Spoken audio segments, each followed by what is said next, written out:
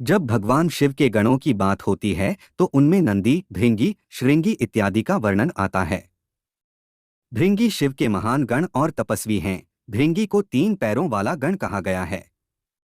कवि तुलसीदास जी ने भगवान शिव का वर्णन करते हुए भृंगी के बारे में लिखा है। बिनुपद होए कोई, बहुपद बाहु। अर्थात शिवगणों में कोई बिना पैरों के तो कोई कई पैरों वाले थे। यहाँ कई पैरों वाले से तुलसीदास जी का अर्थ भृंगी से ही है। पुराणों में उन्हें एक महान ऋषि के रूप में दर्शाया गया है, जिनके 3 पाँव हैं। शिवपुराण में भी भृंगी को शिवगण से पहले एक ऋषि और भगवान शिव के अनन्य भक्त के रूप में दर्शाया गया है।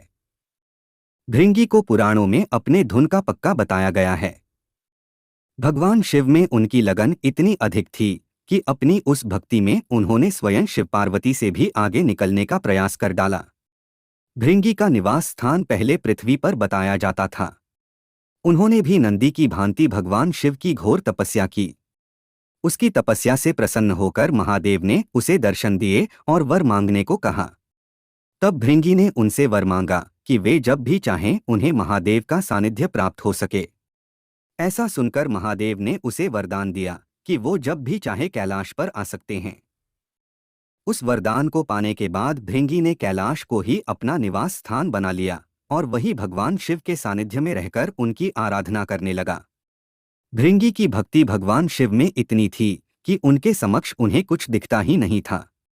भृंगी केवल शिव की ही पूजा किया करते थे और माता पार्वती की पूजा नहीं करते थे।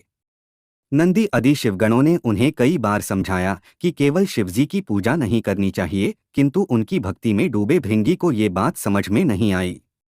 भृंगी केवल भगवान शिव की परिक्रमा करना चाहते थे, किंतु आधी परिक्रमा करने के बाद वे रुक गए। भृंगी ने माता से अनुरोध किया कि वे कुछ समय के लिए महादेव से अलग हो जाएं, ताकि वे अपनी परिक्रमा पूरी कर सके। अब माता ने हंसते हुए कहा कि ये मेरे पति हैं और मैं किसी भी स्थिति में इनसे अलग नहीं हो सकती। भृंगी ने उनसे बहुत अनुरोध किया, किंतु माता हटने को तैयार नहीं हुई। भृंगी अपने हठ पर अड़े थे। महादेव ने तत्काल महादेवी को स्वयं में विलीन कर लिया। उनका ये रूप ही प्रसिद्ध अर्धनारीश्वर रूप कहलाया, जो देवताओं के लिए भी दुर्लभ था। उनका ये रूप देखने के लिए देवता तो देवता, स्वयं भगवान ब्रह्मा और नारायण वहां उपस्थित हो गए। भृंगी ने कीड़े का रूप धरकर महादेव के सिर पर परिक्रमा करना चाही। तब माता पार्वती ने उन्हें शाप देकर उनके भीतर के स्त्री रूप को छिन्न भिन्न कर दिया। दयनीय स्थिति में आने के बाद माता पार्वती से क्षमा याचना की, दोनों की पूजा और परिक्रमा की।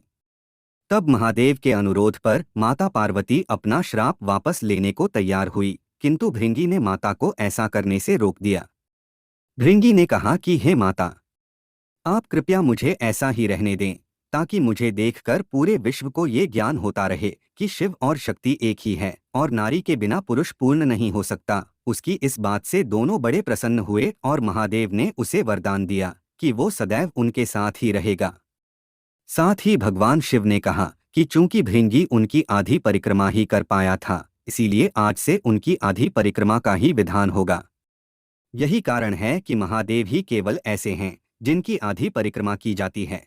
भृंगी चलने चलने फिरने में समर्थ हो सके, इसीलिए भगवान शिव ने उसे तीसरा पैर भी प्रदान किया, जिससे वो अपना भार संभाल कर शिव पार्वती के साथ चलते हैं। शिव का अर्धनारीश्वर रूप विश्व को ये शिक्षा प्रदान करता है कि पुरुष और स्त्री एक दूसरे के पूरक हैं। शक्ति के बिना तो शिव भी शव के समान हैं।